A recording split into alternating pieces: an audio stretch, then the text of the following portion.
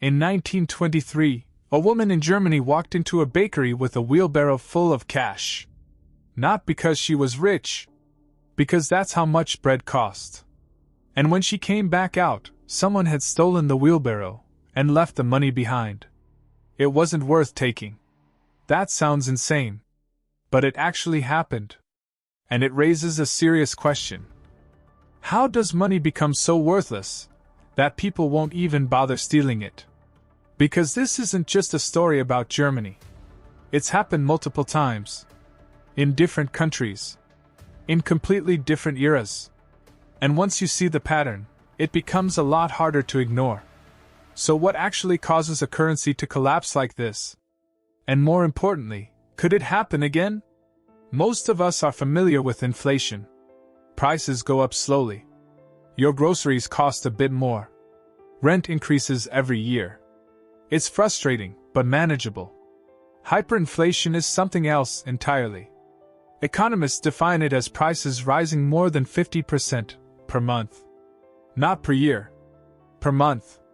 That means something that costs $1 today, costs $1.50 next month, and over $100 within a year.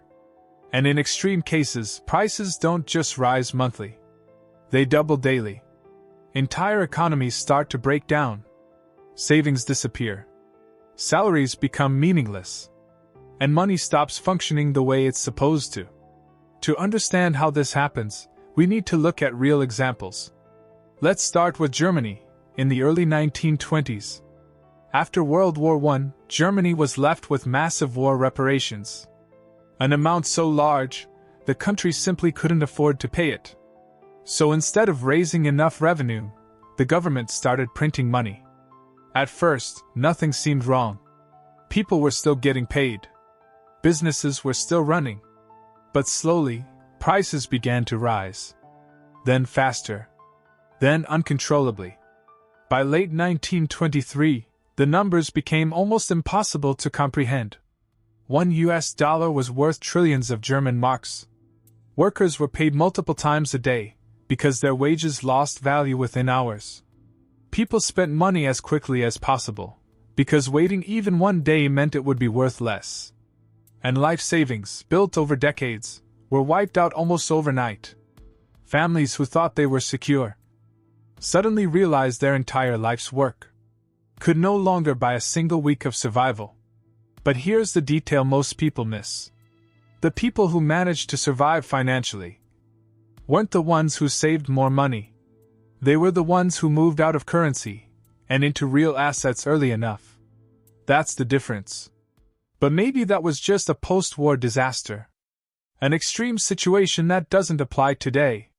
Right? Well, not exactly. In the 1980s, Zimbabwe had one of the strongest economies in Africa. Agriculture was thriving. The workforce was educated. It was called the breadbasket of Africa. Then came major land reforms. Farms were seized and redistributed, but without the systems needed to maintain production. Food output collapsed. And instead of fixing the supply problem, the government printed money to compensate. At first, inflation rose into the hundreds, then thousands, then millions. Eventually, it became so extreme, the official numbers stopped being reported. At its peak, inflation reached levels so high, they're almost meaningless to say out loud. The government printed $100 trillion banknotes. And they still couldn't buy basic necessities. People stopped using money altogether. They went back to bartering goods. An entire modern economy reversed. Not because of war. Not because of natural disaster.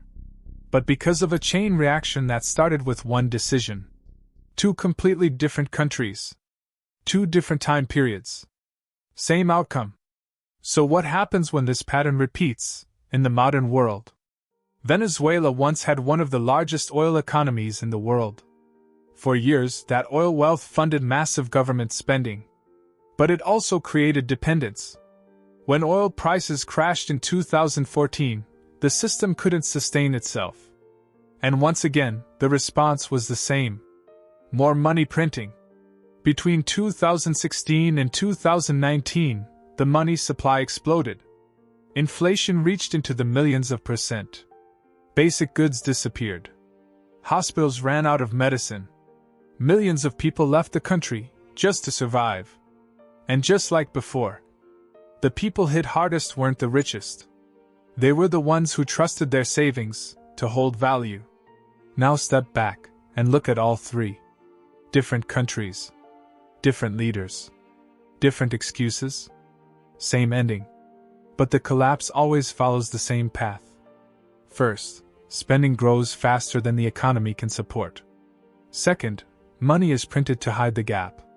Third, the effects are ignored or explained away.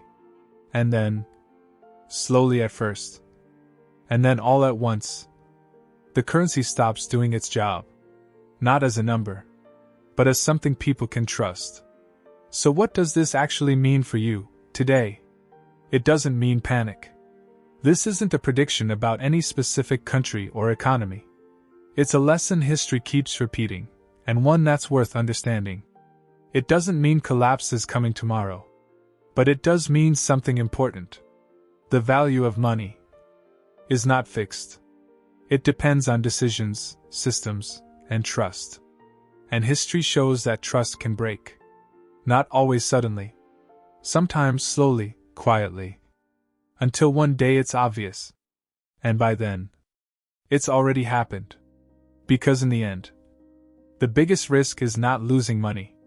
It's believing it will always hold its value. And the people who understand that early are the ones who don't get caught off guard later. Because when money stops working, people don't just lose wealth. They lose time.